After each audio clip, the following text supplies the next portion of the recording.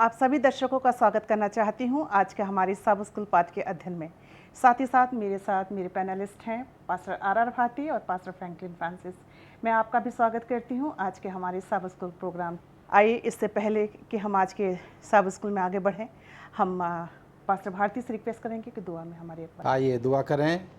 ज़मीन और आसमान के बनाने वाले परवरदिगार, हम तेरे सेवक तेरे पास आते हैं कि जब तूने अपना पवित्र वचन हमारे हाथों में सौंपा है, परमेश्वर चाहते हैं कि तू हमारी अगुवाई कर कि हम तेरे पवित्र वचन को, तेरे शुभ संदेश को लोगों के सामने परमेश्वर बांट सकें और वो भी तेरे नाम को जान सकें। हम तमाम की अगुवाई कर, हमारे तमाम दर्शकों के साथ हो और तेरी पवित्र आत्मा परमेश्वर हम में से हर एक के दिलों को खोल सके कि हम तेरे वचन को ग्रहण कर सकें और उस पर चलने वाले बन सकें।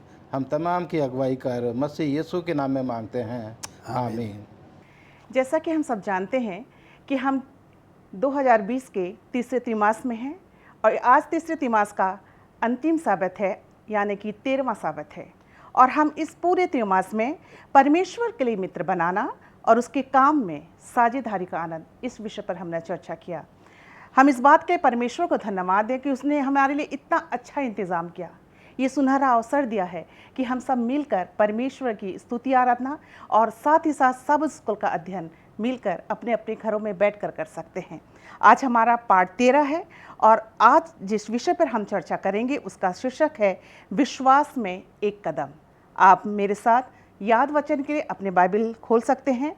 फिलिपियों की पत्री उसका 2 अध्याय और उसके 5 पद से लेकर 7 पद तक। यहाँ इस प्रकार से लिखा है, जैसा मसीह यीशु का स्वभाव था वैसा ही तुम्हारा भी स्वभाव हो, जिसने परमेश्वर के स्वरूप में होकर भी परमेश्वर के तुल्य होने को अपने वश में रखने की वस्तु न समझा, वरन अपने आप को ऐसा शून्य कर दिया और दास का स्वरूप धारण किया और मनुष्य की समानता में हो गया।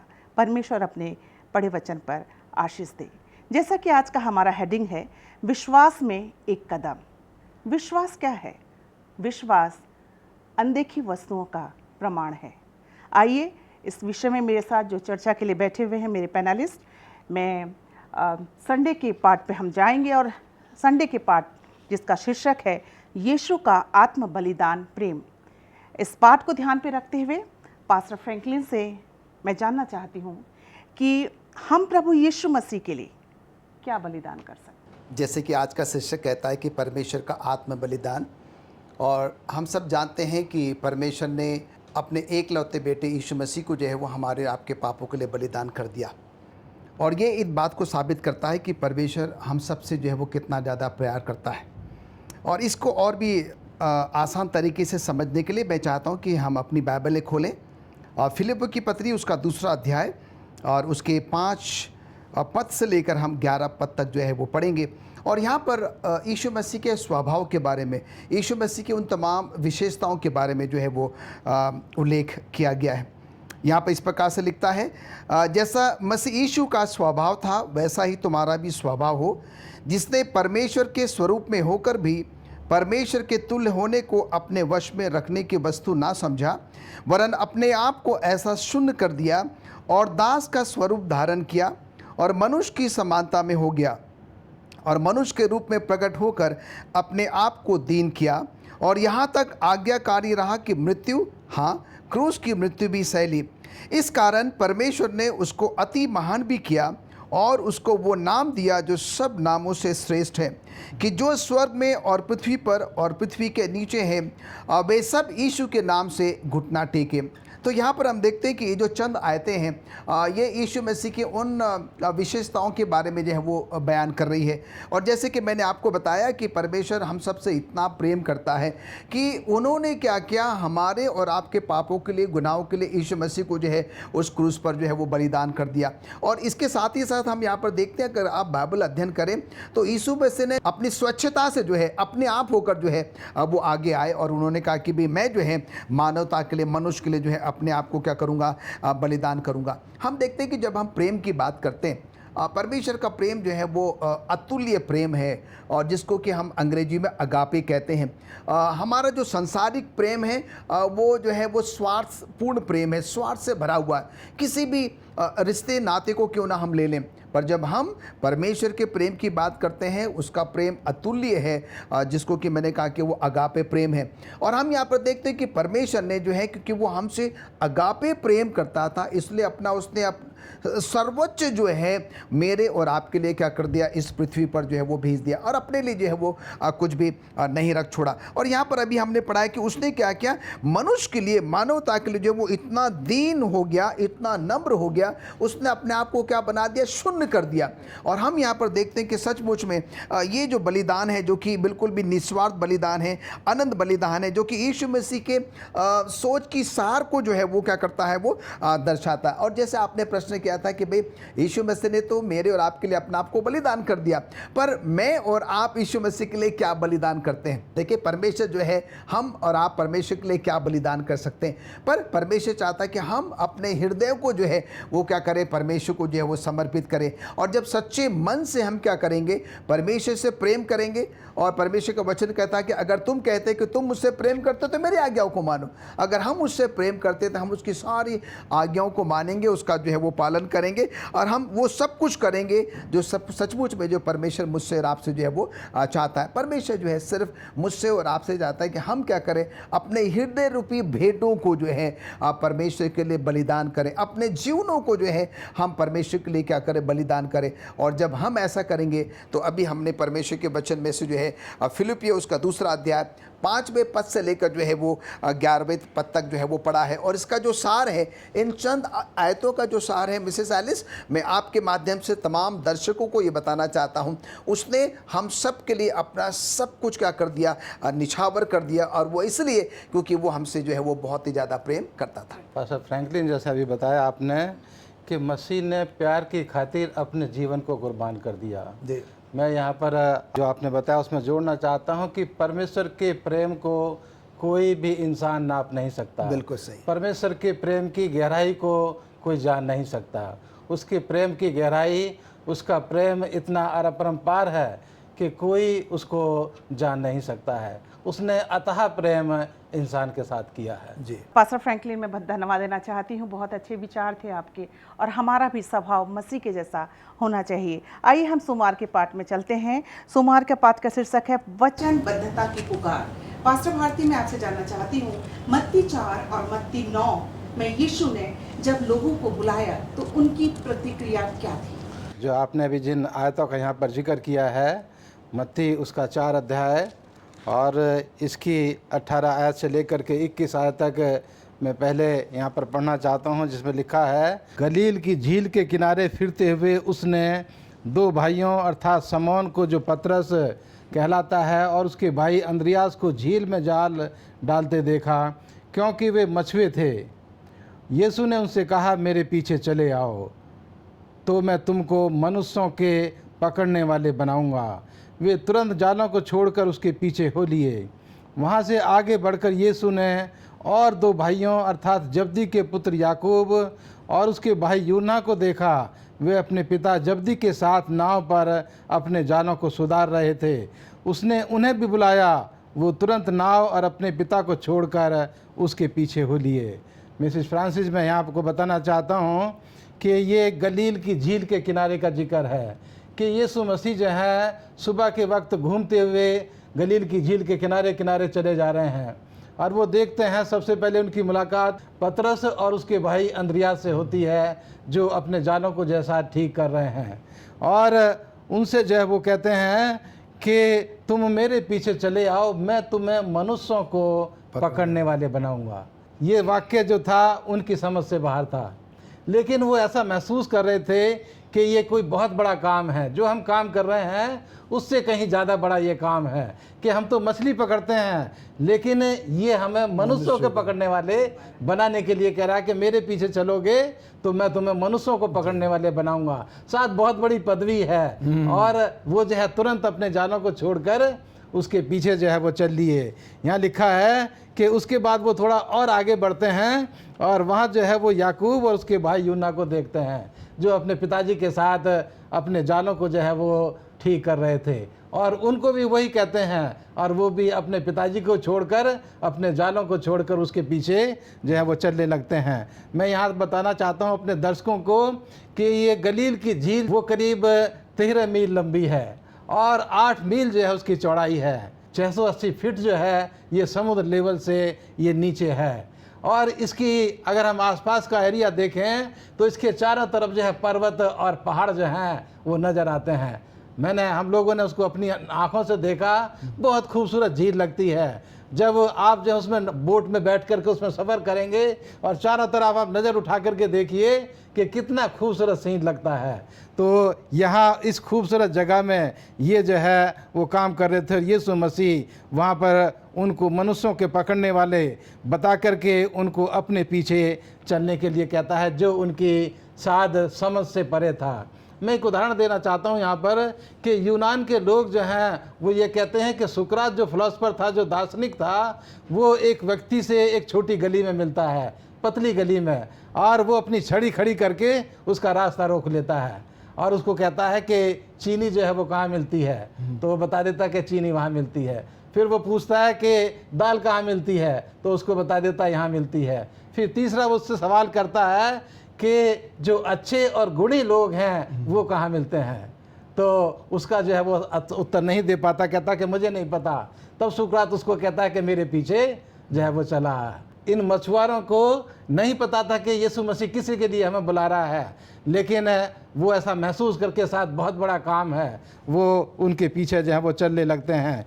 और ये साधारण लोग, ये असाधारण काम के लिए इनको बुलाया जाता है। ये पढ़े लिखे नहीं थे, जो ज़्यादा अच्छे परिवार के नहीं थे, लेकिन जब ये यीशु मसीह के पीछे चलने लग जाते हैं तो हम देखते हैं कि यीशु मसीह उनके अंदर उस योग्यता को देखते हैं जो मछली पकड़ने में जिसका ये इस्तेमाल करते थे, कि ये मछुआरे जो हैं बहुत धीरज के साथ काम करते हैं, ये साहस के साथ काम करते हैं, वो जो है कभी निराश नहीं होते थे।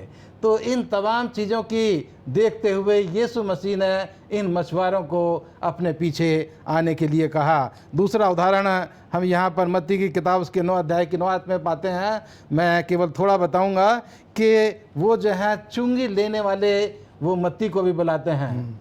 ये जो चुंगी लेने वाला था, जो गलत तरीके से लोगों से चुंगी लेता था, जो ठहराया हुआ हिस्सा था, जैसे फसल का एक हिस्सा 10 में से एक हिस्सा लेने का नियम था, फलों में से 5 में से एक हिस्सा लेने का नियम था, आपकी आमदनी का 10 में से एक हिस्सा लेने का नियम था, और जो दूसरी चीज़ें थी उसमें से 2.5 से लेकर के 12.5 हिस्सा लेने का नियम था। लेकिन ये चुंगी लेने वाले, इनकी समाज में इज्जत नहीं थी, क्योंकि ये जो है जो ठहराया हुआ था उससे भी कहीं ज़्यादा ये लोगों से वसूलते थे, इसलिए लोग उनकी इज्जत नहीं करते थे। और ये चाहता था अपने दिल में कि मुझे मौका मिलेगा तो मैं इस धंधे को छोड़ करके कोई जो आदर का धंधा है, जो आदर का काम है, उसको जो है मैं करूँगा। और वो देखता है कि यीशु मसीह उसको बुला रहे हैं, और वो अपनी उस टेबल को जिस पर बैठ करके वो पैसे गिनता था, वहाँ से उठ करके केवल हाथ में पेन ले करके और यीशु के पीछे वो चलने लग जाता है। और यीशु मसीह इस पढ़े लिखे व्यक्ति को जो है वो अपनी सेवा के लिए इस्तेमाल करता है, जिसने इस मत्ती की किताब को लिखा है। तो यीशु मसीह साधारण लोगों को भी और जो पढ़े लिखे लोग हैं उनको भी जो है उसने अपनी सेवा के लिए बुलाया, और लोग जो हैं उनको उनके निमंत्रण को स्वीकार करके वो उसके पीछे जो है एक अच्छा जीवन, एक सम्मान का जीवन, एक आदर योग्य जीवन जीने के लिए उसके पीछे जो है वो हो लिए। पास्टर भारती, धन्यवाद देना चाहूँगी, बहुत अच्छे विचार थे। और आइए हम मंगलवार के पाठ में चलेंगे। मंगलवार के पाठ का शीर्षक है पौलुस परमेश्वर का चुना हुआ पात्र।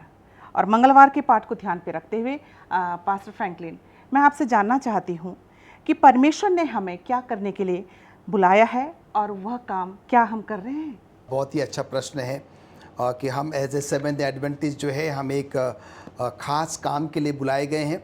और सवाल अब ये उठता है जो आपने सवाल किया है कि क्या हम वो काम कर रहे हैं या नहीं कर रहे हैं। आइए हम जो है आज के पाठ में आगे बढ़ते हैं।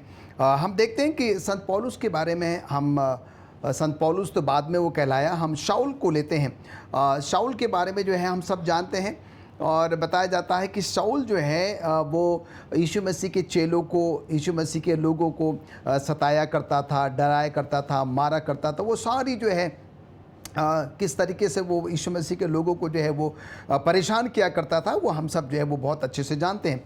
और यहाँ तक हम देखते हैं कि वो एक बार ऐसा हुआ कि महायाजक के पास गया और उनसे कहा कि महायाजक आप मुझे क्या करें, एक ऐसी चिट्ठी दे दें जिससे कि मैं वे लोग जो कि यीशु मसीह की का सुसमाचार प्रचार करते हैं, वे लोग जो कि यीशु मसीह के बारे में लोगों को बताते हैं, मैं इनको क्या करूं, बांधूं और बांध के मैं जो है वो यरूशलेम लेकर जो है वो चला जाऊं।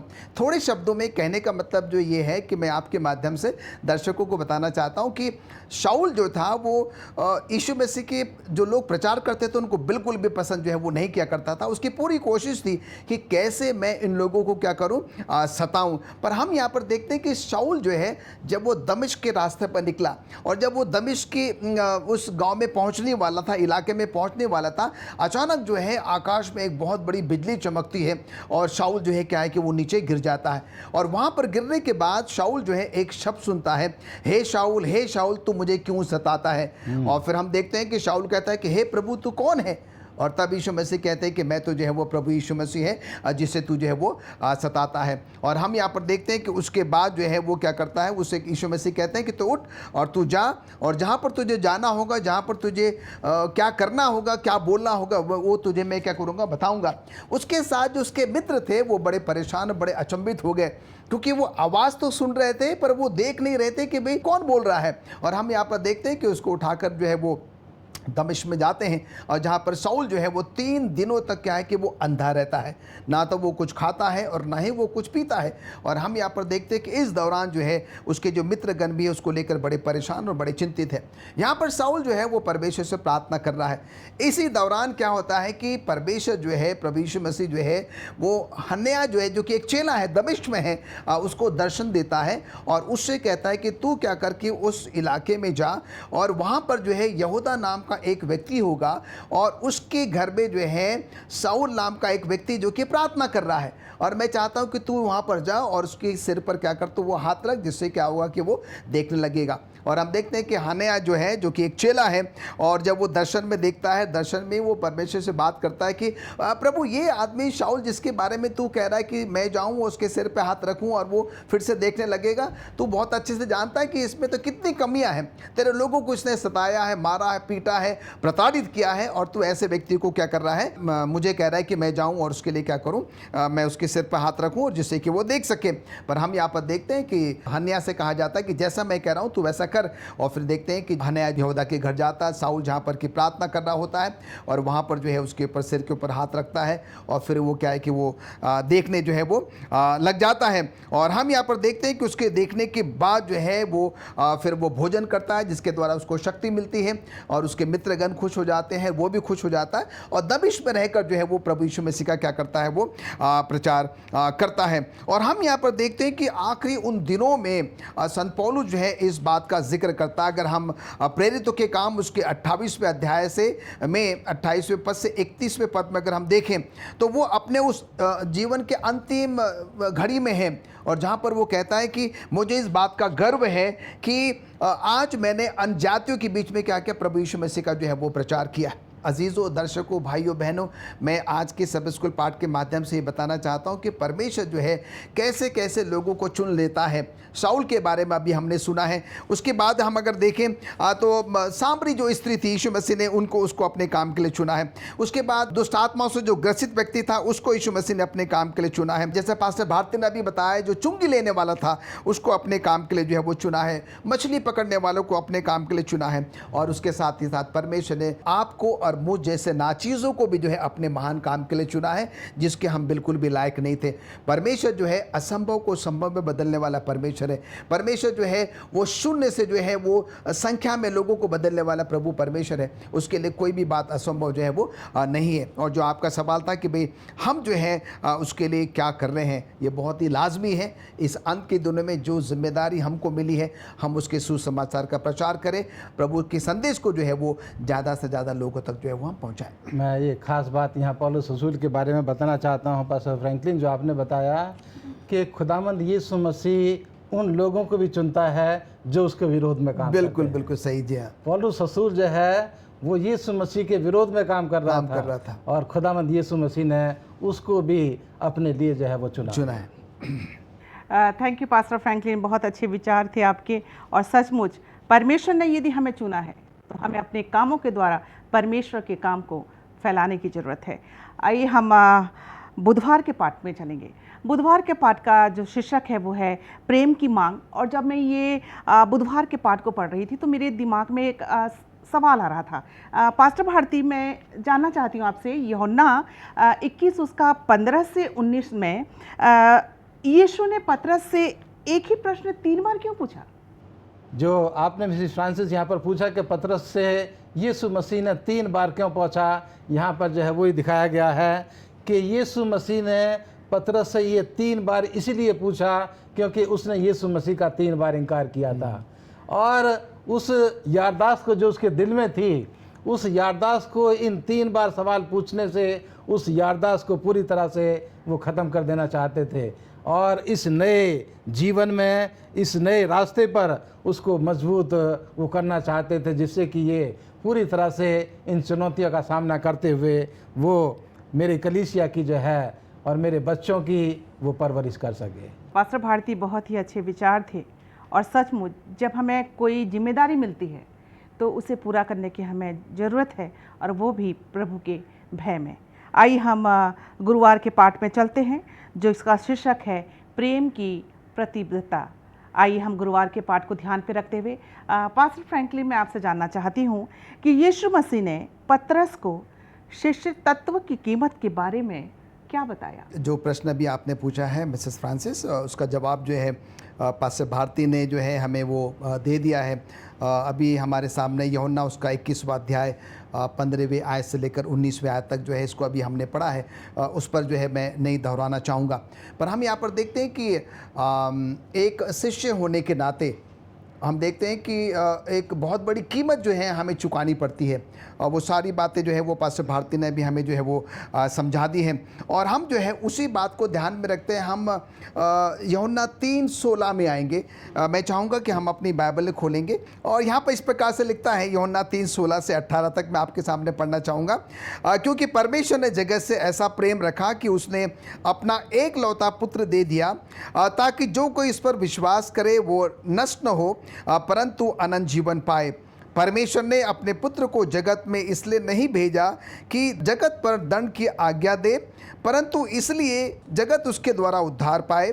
जो उस पर विश्वास करता है उस पर दंड की आज्ञा नहीं होती, परंतु जो उस पर विश्वास नहीं करता वो दोषी ठहर चुका, इसलिए कि उसने परमेश्वर के एकलौते पुत्र के नाम पर विश्वास नहीं किया। तो यहाँ पर 3-4 बातें हैं। पहली बात तो जो है यूहन्ना 3:16 में अगर हम जाएं तो यहाँ लिखता है कि क्योंकि परमेश्वर ने जगत से ऐसा प्रेम रखा कि उसने अपना एकलौता पुत्र दे दिया, ताकि जो कोई इस पर विश्वास करे। हम यहाँ पर देखते कई लोग इसको सिर्फ वहाँ तक तो पढ़ लेते हैं पर वो उसमें आगे नहीं जाते। जो कोई भी जो है इस आयत में ना तो कोई पुरुष जाति का बोध है, ना कोई स्त्री जाति का बोध है, ना ही किसी लिंग का यहाँ पर उल्लेख है। कहने का मतलब यहाँ पर ये है कि जो कोई भी प्रभु यीशु मसीह के एकलौते पुत्र प्रभु यीशु मसीह पर विश्वास करेगा, वो क्या है कि वो बचा जाएगा, उसको जो है वो अनंत जीवन जो है वो मिलेगा। और जो यहाँ पर उसको उस पर विश्वास नहीं करेगा, हम देखते हैं कि बाइबल में इस बात का उल्लेख है, एक ही नाम है और वो है यीशु मसीह। आसमान में ज़मीन में जो है उसके छोड़ कोई और दूसरा नाम जो है वो नहीं है। और इसलिए हम यहाँ पर देखते हैं कि एक शिष्य होने का जो मतलब है, अर्थ जो है वो बहुत ही गहरा है। और अभी वो तमाम आयतें जो है वो पास्टर भारती ने हमें पढ़कर जो है वो बताया। अगर मैं और आप जो है यीशु मसीह का जो है वो शिष्य बनना चाहते हैं तो हमें सब कुछ क्या करना होता है, पीछे छोड़कर जो है वो त्याग कर जो है यीशु मसीह के जो है वो साथ साथ जो है वो चलना होता है। और जो टैक्स कलेक्टर था ज़क्यास सा, हम देखते हैं उसके बारे में कि उसने अपना सब कुछ छोड़कर जो है वो यीशु मसीह के पीछे जो है वो हो लिया। और उतना सब कुछ छोड़ना जो है मिसेस फ्रांसिस इतना आसान नहीं है। और ऐसी बहुत सारे उदाहरण हमारे बाइबल में हैं जिसके बारे में हम जो पढ़ते हैं कहने का मतलब यहाँ पर ये है, इस अंत के दिनों में अगर मैं और आप यीशु मसीह के शिष्य, अपने आप को यीशु मसीह के शिष्य कहते हैं, तो मुझे और आपको सचमुच में बहुत कुछ जो है वो बलिदान करने की जो है वो ज़रूरत है। अजीज़ों, समय तो अभी नहीं आया है, पर समय बहुत शीघ्र आने वाला है जब मुझे और आपके ऊपर क्या होगा कि सताहट आएगी। मुझे और आपको प्रताड़ित किया जाएगा, मुझे और आपको ना जाने कैद खानों में डाला जाएगा, और मुझे और आपको जो है मृत्यु का जो है कितने करीबी से सामना करना पड़ेगा, मैं और आप इसकी कल्पना नहीं कर सकते। कई ऐसे हम मिशन रिपोर्ट्स के द्वारा सुनते हैं, कई ऐसी पत्रिकाओं में हम जो है वो पढ़ते हैं, जिसके द्वारा हमें पता लगता है कि लोगों ने जो है प्रभु यीशु मसीह के लिए अपने आप को किस प्रकार से जो है वो बलिदान कर दिया। तो अजीज़ों, मैं और आप अगर अपने आप को यीशु मसीह का शिष्य कहते हैं, शिष्य का जो है एक बहुत ही गहरा तात्पर्य है, गहरा जो है वो मतलब है। मुझे और आपको जो है यीशु मसीह का अनुसरण करना होगा, मुझे और आपको यीशु मसीह के समान बनना होगा, मुझे और आपको यीशु मसीह के पथ चिन्हों पर जो है वो चलना होगा। और हम सब ने यीशु मसीह के बारे में जाना है, हमने पढ़ा है कि यीशु मसीह ने जो है वो जब इस दुनिया में था, उसके अपने लोगों ही ने क्या किया, उनको नकार दिया, उस पर थूका, उसको मारा, उसका कांटों का ताज उस पर जो है वो पहना दिया। तो कहने का मतलब यहाँ पर ये है कि इस अंत के दिनों में जब मैं और आप परमेश्वर के सुसमाचार को लोगों तक लेकर जाते हैं, तो बहुत सारे परेशानियों का मुझे और आपको सामना जो है वो करना पड़ सकता है। पर अभी हमने यहाँ पर सीखा है, अगर मैं और आप सचमुच में अगर प्रभु यीशु मसीह पर विश्वास करते हैं, तो हम सबका अनंत जीवन जो है बिल्कुल भी सुनिश्चित है, हम सबको जो है वो अनंत जीवन जो है वो ज़रूर मिलेगा। धन्यवाद देना चाहती हूँ पास्टर फ्रैंक के अच्छे विचारों के लिए। और आइए हम फ्राइडे के पार्ट में चलेंगे, शुक्रवार के पार्ट में चलेंगे। और शुक्रवार के पार्ट में ध्यान से रखते हुए पास्टर भारती, मैं आपसे जानना चाहती हूँ कि परमेश्वर के दिए हुए वरदानों को आप अपने जीवन में कैसे पहचानेंगे? ये बहुत ही अच्छा सवाल है कलीसिया के लिए और हम तमाम अगुवों के लिए भी। और परमेश्वर का वचन हमें ये बताता है कि परमेश्वर ने हर एक इंसान को वरदान दिए हैं, टैलेंट्स परमेश्वर ने हर एक इंसान को दिए हैं।